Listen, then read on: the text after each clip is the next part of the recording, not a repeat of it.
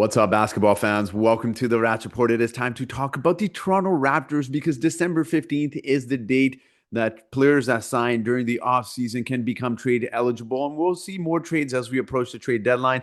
So for today's video, I will be taking a look at 5 different trades the Toronto Raptors can make this season. So if you're ready to watch this video, make sure to hit the subscribe button. And with that being said, let's get into today's video. And as you guys know, I do like to give out shout outs on my channel, and the shout out for today's video goes out to Solstice99. Thank you so much for supporting this channel. Through your likes and comments, it is very much appreciated. Now let's take a look at trade number 1 here. Now this is one of my more favorite and most realistic trade between all of the 5 trades that I have come up with, and this involves the Toronto Raptors and the Orlando Magic. The Toronto Raptors receive Goga Bitadze, and the Orlando Magic in return get Ochai Agbaji and Jamison Battle. Now, why do the Toronto Raptors do this? For one simple reason and one simple reason only. As good as Sandro Mamukamishvili has been this season, he is not ideally in a center position. He's more suited for the power forward position, and Goga is someone that gives the Raptors something they desperately need, which is not only size at the center position, but they also do need a backup center as well. Goga is about 6'11",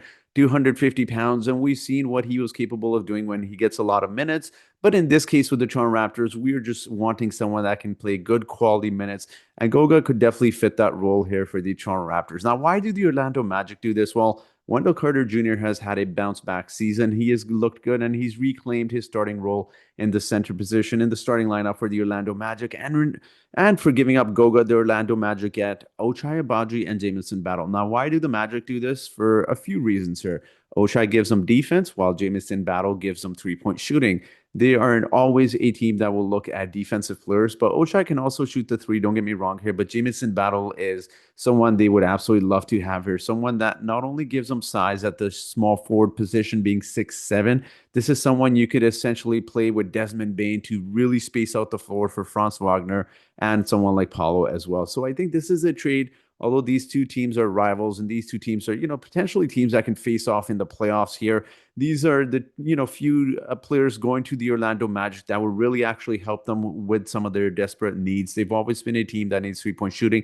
Jamison Battle gives them that. Ochai Agbaji gives them defense as well as three-point shooting. And the Toronto Raptors here find a cheap backup center for Jakob Poeltl, who has had injury issues as well. So this kind of gives them an insurance in Goga, who can play in the starting role as well. Now let's move on to trade number 2 here. This is more of a fantasy. I don't know if this will actually come true, and there's a lot of moving parts here. This involves the Toronto Raptors and the Golden State Warriors. The Toronto Raptors get Jonathan Kuminga, Moses Moody. Now, why would the Warriors give up Moses Moody? Well, because they are going to receive Grady Dick in this trade. They are also receiving RJ Barrett, Jonathan Mogbo as well to make the salaries work. And this is going to be controversial, but 2027 top 5 first-round protected pick to the Warriors. Now, the Warriors, we know, aren't just going to trade Jonathan Kuminga for nothing. I know Raptors fans in an ideal situation would love to have, just RJ Barrett going to the Warriors and not really have to throw in too much. But when you look at overall what the Warriors' expectations are for a return, for Jonathan Kuminga, it's really an all-star player or someone better, but it's really going to be hard to facilitate that even from the Warriors' point of view. So in return for giving up Moses Moody, they get a younger, cheaper player in Grady Dick, who's just, displayed a lot of good qualities. Don't get me wrong, of being a great offensive player. But for the Toronto Raptors, they're more hoping for someone that can hit the three-point shots right now. That would be Moses Moody. Now, why would they trade for Jonathan Kuminga, you may ask? This is someone that not only obviously provides them size at the small forward position, he plays multiple positions. He's a good defensive player, and I'm one of the few that still strongly believe that Jonathan Kuminga could be a really, really good player in the NBA. Just not being in the right situation and not being on the right team makes a big difference. And Jonathan Kuminga gives the Toronto Raptors something they desperately need, is some really good, strong defensive play at the small forward position. They have Scotty Barnes obviously at the power forward, position as well. But just think of how much more defense this gives you, as compared to with respect to RG and Grady Dick as well, right? So this is someone the Raptors can build around long term. And a lot of Raptors fans were quite sad to see OG Anunoby go when he got traded to the New York Knicks. But this essentially gives you someone obviously younger than OG Anunoby, but this also gives you a prototype of player that can do that. And Jonathan Kuminga, I've watched some of his tapes. I've watched some of his game. It's just really something that stands out about Jonathan Kuminga and his potential. I still think his potential is untapped. I still think he has a lot to unlock in terms of his offensive game. And there's no better team or no better system to be in than Darko that has been known to really unleash the full potentials of a lot of players. Now, in terms of the Warriors, they do this for one simple reason. Obviously, they have to trade Jonathan Kuminga because he has a player option for his second season, I believe. So correct me if I'm wrong there, but they also get RJ Barrett, who's just someone that can attack the basket. And look, RJ, for all of his, weaknesses, he's a great offensive player. He's someone that attacks the basket, and he's going to be someone that can play off the ball. That's great. And Grady Dick is going to be a great bench player for them. Jonathan Mogbo just gives them more size at the power forward position. And look, 2027 first round pick. I know a lot of Raptors fans may not be happy giving that up, but that is not realistically going to be a really strong draft class to begin with, from what I'm hearing. So, yes, they do give up a lot, but they also get a lot in return. I'm really, really curious to see what you guys think about this trade here. Let's move on to trade number 3 here. Now, this is between the Toronto Raptors and the Los Angeles Clippers. This has the Clippers giving up Zubac and Brook Lopez to the Toronto Raptors, and in return, the Clippers get RJ Barrett, a 2027 top 5 protected first round pick, and a 2028 second round pick. Now, do the Raptors do this? Why do they need two centers? You may be asking. Well, I'll explain in just a moment here. But Zubac is essentially a way better version of Jakob Poeltl, and he's cheaper, and he's younger, and he's, with respect to Jakob, just seems to be a lot more healthier. And he's a much better rebounder, much better defender, and he's also a center that can pass as well. So it's not like he's, if you have someone like Zubac, it's not as if you're losing a lot of passing at the center position, because he's an excellent passer as well. You get Brook Lopez as your backup center here, someone that can space the 3 point, just space the floor overall, just gives you something different compared to Zubac. And the Clippers do this for a simple reason. They get a first round pick. They get RJ Barrett, who, I mean, you could, argue they're not probably very big on, but they get some picks and draft capital as well. And considering the season that the Clippers are having, I mean, you want to stock on draft capital as much as possible. And I know what people are thinking. You got Zubac, you got Lopez. What does this mean for Jakob Poeltl? Well, this leads us right into the next trade. You absolutely use Jakob Poeltl as a trade chip, and you look to solidify the small forward position. This is a trade involving the Toronto Raptors and the Phoenix Suns.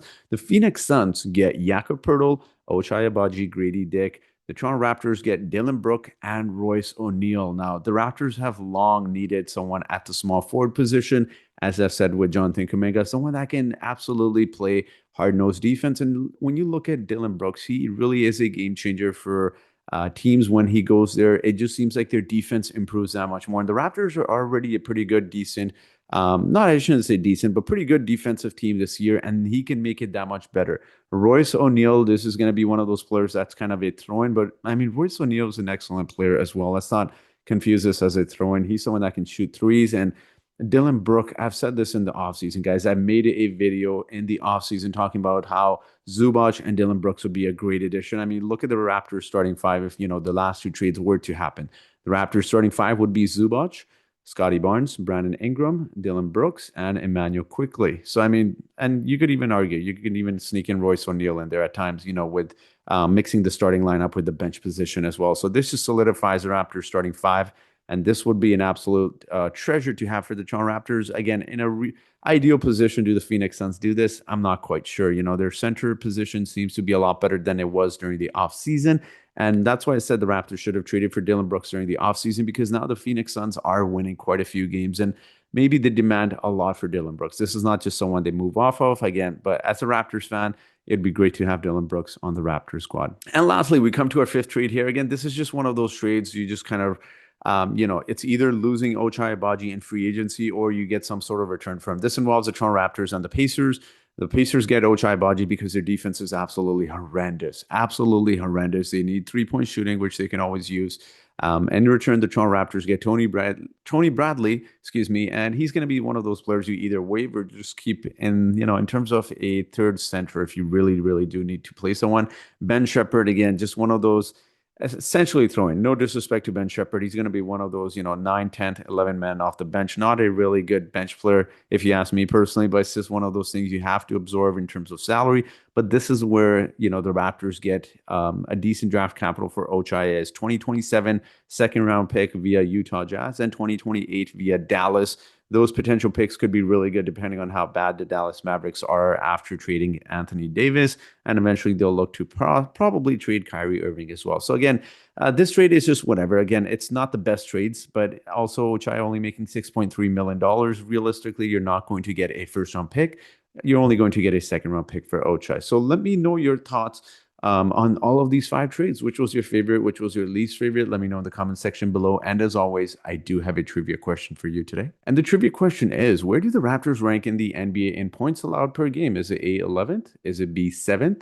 Is it C, 5th? Or is it D, 4th? So whoever answers this trivia question correctly first in the comment section gets a shout out in my next video. So that will be it for today's video, guys. Thank you so much for watching, and I hope you guys have yourselves a great day.